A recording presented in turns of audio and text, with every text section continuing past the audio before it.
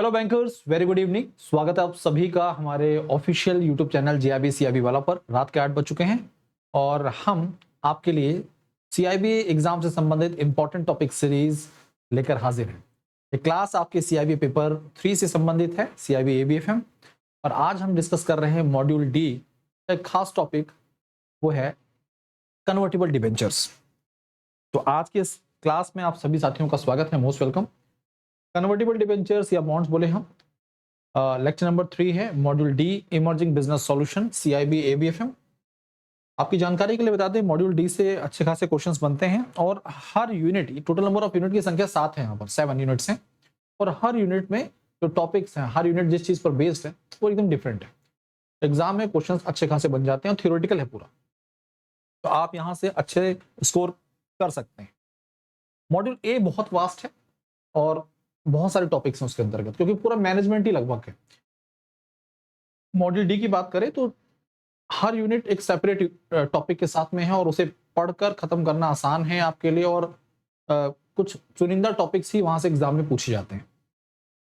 हम इस समय पढ़ रहे हैं मॉड्यूल डी के अंतर्गत हाइब्रिड सिक्योरिटी। हाइब्रिड सिक्योरिटी क्या होती है, यह बता चुके हैं कि एक प्रकार का ऐसा इंस्ट्रूमेंट जिसमें डेट और इक्विटी की कैरेक्टरिस्टिक्स जो हैं वो कंबाइंड हो। Combination of debt and equity characteristics उस सिंगल इंस्ट्रूमेंट के अंतर्गत हो, ऐसे इंस्ट्रूमेंट्स को हम हाइब्रिड सिक्योरिटी का नाम देते हैं। ठीक है, कुछ टाइप्स यहां पर दिए गए हैं: preference shares, warrants, convertible debenture, FCCB and mezzanine financing.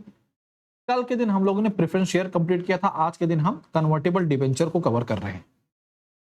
ठीक है साथियों, अब सबसे पहले डिबेंचर्स है क्या, इसके संबंधित कुछ जो इंपॉर्टेंट सेक्शंस हैं कंपनी एक्ट के तहत, उसके बारे में आपको जानकारी होनी जरूरी है। जब हम बात करते हैं डिबेंचर्स की तो उसकी जानकारी section 2 sub section 30 of company act 2013 के तहत इसे डिफाइन किया गया है।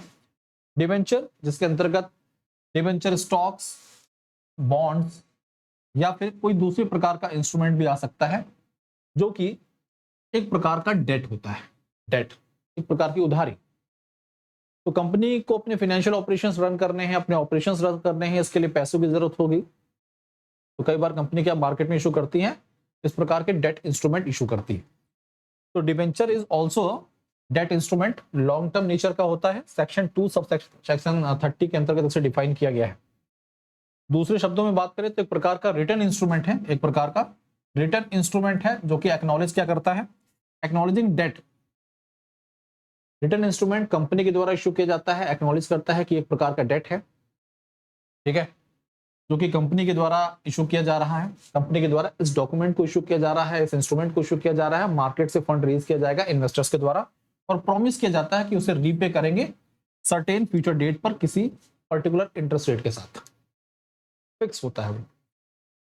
This is another form of long term borrowing targeted eight various individuals or institutions that subscribe to the issue and pay to the company। अब देखिए, company के द्वारा डिबेंचर इशू किया, मार्केट में इंडिविजुअल इन्वेस्टर्स हैं, इंस्टीट्यूशंस हैं, उसे subscribe करेंगे, इसके बदले में कंपनी को फंड रिसीव होगा। कंपनी एक रिटन डॉक्यूमेंट के फॉर्म में इशू करेगी इसे, जो भी डिबेंचर होल्डर्स होंगे उनके पास एक डॉक्यूमेंट होगा कि भाई इतने समय के लिए आपने इसमें इन्वेस्टमेंट किया है, इतने समय के बाद आपको ये रेट ऑफ रिटर्न मिलेगा। ठीक है, ये सारी बातें उसमें पहले से ही मेंशन होती है। The terms of issue like tenure, rate of interest, denomination, minimum subscription, total issue size, etc. all form part of the issue document। ये डॉक्यूमेंट के सारे एक तरह से इंपॉर्टेंट कंटेंट होते हैं, एलिमेंट्स होते हैं। अब features of debentures. An instrument, debenture is an instrument issued by the borrower company. देखिए किसके द्वारा, डिबेंचर एक इंस्ट्रूमेंट है, इसे कौन इशू कर रहा है, इशूड बाय बोरोवर कंपनी, जिसको फंड की रिक्वायरमेंट है। प्रॉमिस करती है, promising to pay at fix future date, इतने समय के बाद, इतने सालों के बाद certain amount to the holder, fix rate of return. Agreement और deed. If debentures are issued to more than 500 person, अगर डिबेंचर को इशू किया गया मोर देन 500 पर्सन, से इंपॉर्टेंट पॉइंट है, डिबेंचर इशू किया गया मोर देन 500 पर्सन को। ठीक है, तो यहां पर ट्रस्टीज की रिक्वायरमेंट आ जाती है। Trustees are required to be appointed to look after interest of the debenture holders. देखिए, इस केस में ट्रस्टी की नियुक्ति होती है और उसका काम होता है कि जो इन्वेस्टर्स हैं, जो डिबेंचर होल्डर्स हैं, उनके इंटरेस्ट को प्रोटेक्ट किया जाए, सिक्योर रखा जाए। रेगुलेशन, अब ये सेक्शन इंपॉर्टेंट है। Section 71 of company act 2013 contains provisions relating to issue of debentures. तो वो सारे प्रोविजंस जो कि डिबेंचर से संबंधित हैं, सारे पॉइंट्स वो सेक्शन 71 के अंतर्गत बताए गए हैं, such as manner, procedures, convertibility, voting right, redemption etcetera. ये सारी बातें सेक्शन 71 के अंतर्गत सारे प्रोविजंस बताए जाते हैं। Fix tenure, loans are repaid in instalments. Loan जो होते हैं आमतौर पर उसे इंस्टॉलमेंट में पे किया जाता है over a period of time. On the other hand debenture जो हैं वो रीपे किए जाते हैं fix date on expiry of the term. Term पूरा हुआ तो उसके बाद इकट्ठा वन टाइम पेमेंट होता है। रीपेमेंट और maturity is also called redemption. इसे क्या बोलते हैं? रिडेम्पशन। ठीक है। फिक्स रेट ऑफ इंटरेस्ट, जो भी डिबेंचर्स होते हैं इन पर आपको, यानी कि जो डिबेंचर होल्डर्स होंगे, fix rate of interest receive होता है, वो पहले से ही फिक्स होता है। कोई वोटिंग राइट नहीं होता है, डिबेंचर्स होल्डर के पास कोई वोटिंग राइट नहीं होता।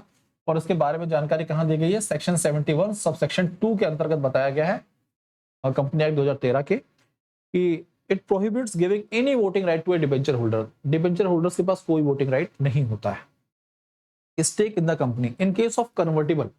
अब डिबेंचर दो प्रकार के हो सकते हैं, बेसिकली मोटा मोटी देखा जाए तो डिबेंचर दो प्रकार के होंगे, या तो फुली कन्वर्टेबल होगा या पार्शली कन्वर्टेबल होगा। फुली कन्वर्टेबल डिबेंचर को एफसीडी बोलते हैं, पार्शली कन्वर्टेबल डिबेंचर को पीसीडी बोलते हैं हम लोग।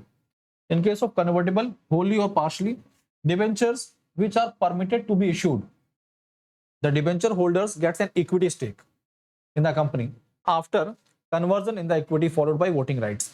The ratio of conversion as well as the price at which shares will be valued is indicated in the offer document. Document जो इशू किया जाता है उसके अंतर्गत ये सारी बातें मेंशन होती है। ठीक है साथी। अब यहां पर हम पढ़ने जा रहे हैं टाइप्स ऑफ डिबेंचर। सबसे पहले पढ़ रहे हैं fully convertible debenture. Fully convertible debenture को हम कैसे रिप्रेजेंट करते हैं? एफसीडीज के फॉर्म में। एंटायर डिबेंचर जो होता है वो कन्वर्ट कर दिया जाता है किसमें? इक्विटी शेयर्स में। यानी कि जब कंपनी के द्वारा इस टाइप के डिबेंचर को इशू किया जाता है तो उस डॉक्यूमेंट में भी क्लियरली मेंशन होता है कि एक्सपायरी यानी कि मैच्योरिटी के बाद ये पूरा का पूरा डिबेंचर जो है ये इक्विटी में कन्वर्ट हो जाएगा। कोई भी रीपेमेंट नहीं होता इसमें, no repayment in cash. After conversion the investor become share holder. Conversion के बाद इन्वेस्टर क्या होता है? वो शेयर होल्डर रहता है कंपनी में। Example, a debenture of 1000 converted into 100 shares at ₹10 each. तो जो भी डिबेंचर होल्डर की जो वैल्यू थी ₹1000, ये इक्विटी में कन्वर्ट होगी। ₹10 का एक शेयर है, 100 शेयर्स रिसीव हो गए उसे, वो शेयर होल्डर हो गए।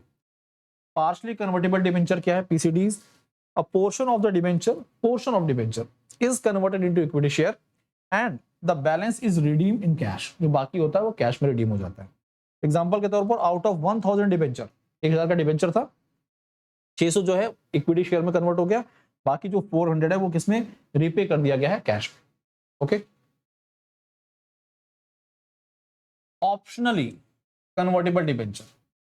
ऑप्शनली कन्वर्टेबल डिबेंचर का मतलब है कि जो इन्वेस्टर है उसके पास ऑप्शन है कि वो चाहे तो उसे कन्वर्ट करे या फिर ना करे। उसकी लायबिलिटी नहीं है, उसका राइट एक तरह से। Investors has the option to convert into shares और redeem in cash at predetermined price and time.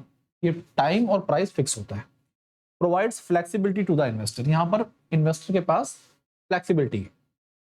Compulsory convertible debenture क्या होता है? CCDs must be converted into equity. जो भी डिबेंचर है वो मैच्योरिटी पर फिक्स टाइम के बाद इक्विटी में कन्वर्ट होगा, यहां पर कंपल्शन है। After a specified period, commonly used in private equity venture capital deals as it ensures eventual equity holding। ठीक है। तो ये टाइप्स हैं, कुछ इंपॉर्टेंट टाइप्स। और यहाँ पर जो सेक्शंस बताए गए हैं डिबेंचर से संबंधित बड़े खास हैं, आपको इसकी जानकारी होनी चाहिए, एग्जाम में यहाँ से सवाल बन जाते हैं। अब चर्चा करते हैं डबल बेनिफिट सेल के बारे में। जीआईबी सीआईबी वाला लाया है आप सभी साथियों के लिए डबल बेनिफिट सेल जिसके तहत आपको मिल रहा है सभी महापैक्स और लाइव बैचेस पर अप टू 60% तक का ऑफ। साथ ही साथ में आप अगर अगस्त 200 कोड यूज करते हैं तो आपको एक्स्ट्रा 200 का डिस्काउंट मिलेगा महापैक्स पर। तो additional INR 200 off on Mahapacks by using August 200 code. ठीक है, अब हम चर्चा कर रहे हैं CIB महापैक की। CIB महापैक बहुत ही एक जबरदस्त महापैक है आपके लिए, आपकी प्रिपरेशन से संबंधित। इसे हम वन स्टॉप सॉल्यूशन बोलते हैं, क्योंकि आपके जो CIB के 5 पेपर हैं, 4 मेन पेपर, एक इलेक्टिव पेपर, ये सारे के सारे पेपर इस महापैक के अंतर्गत कवर्ड है और इससे संबंधित 15+ बैचेस का एक्सेस आपको मिल जाता है। आप बेसिक से लेकर हाई लेवल तक के सारे batches, crash course, capsule course, MCQ batch, foundation batch, you will get access of all these batches including module wise DPPs, quizzes, mock test, doubt solving sessions. ये सारी चीजें आपको यहाँ पर इन सब का एक्सेस मिलता है। यानी कि आपके 4 main paper plus elective paper, ये सब आपको इस महापैक के तहत मिल जाएंगे। एक बार आप महापैक के साथ जुड़ जाते हैं तो उसके बाद आपको किसी दूसरे बैच को परचेज करने की रिक्वायरमेंट नहीं है। 6 मंथ का सब्सक्रिप्शन जो है वो 3299 का है, 12 मंथ 4799, 24 मंथ 6799। समझिएगा इस चीज को। कोड यूज कर लेंगे अगस्त 200 तो इन सब पे 200 का एक्स्ट्रा डिस्काउंट ऑफ मिल जाएगा आपको। कॉम्बो पैक है GIB CIB महापैक। जो नए बैंकर्स हैं, जो एकदम अभी बैंकिंग सेक्टर में एंट्री की है, या जो पुराने बैंकर्स जिन्होंने GIB CIB नहीं दिया है और देना चाहते हैं, उनके लिए कॉम्बो पैक बहुत बेस्ट है। GIB की एग्जाम क्लियर करने के बाद CIB एग्जाम की प्रिपरेशन करिए और एक सब्सक्रिप्शन के थ्रू आप अपना ये दोनों ही पेपर क्लियर कर सकते हैं और अच्छा इंक्रीमेंट पा सकते हैं।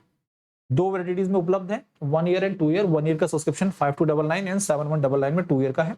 अगस्त 200 का कोड यूज करेंगे तो और डिस्काउंट मिल जाएगा। CIB फाउंडेशन बैच 2.0 मात्र 2299 में उपलब्ध है और CIB इंडिविजुअल बैचेस की बात करें तो वो आपके लिए 599 में। साथ साथ में इलेक्टिव पेपर्स की बात करते हैं तो इलेक्टिव पेपर्स भी 599 में आपको मिल जाते हैं। ठीक है, तो जैसे CIB सेंट्रल बैंकिंग का कोर्स आपका 599 का, HRM का है, रिस्क मैनेजमेंट का है, रूरल बैंकिंग, ये सभी बैचेस आपको 599 में अवेल हो जाएंगे। This is my Telegram channel jab_cap_भास्कर सर। इसके साथ जुड़ जाइए। कोई दिक्कत, कोई परेशानी, बेफिक्र होकर आप अपने सवाल पूछ सकते हैं और अपनी क्वेरीज रेज कर सकते हैं। आज के लिए अभी के लिए इतना ही। पढ़ते रहिए, आगे बढ़ते रहिए। Thank you.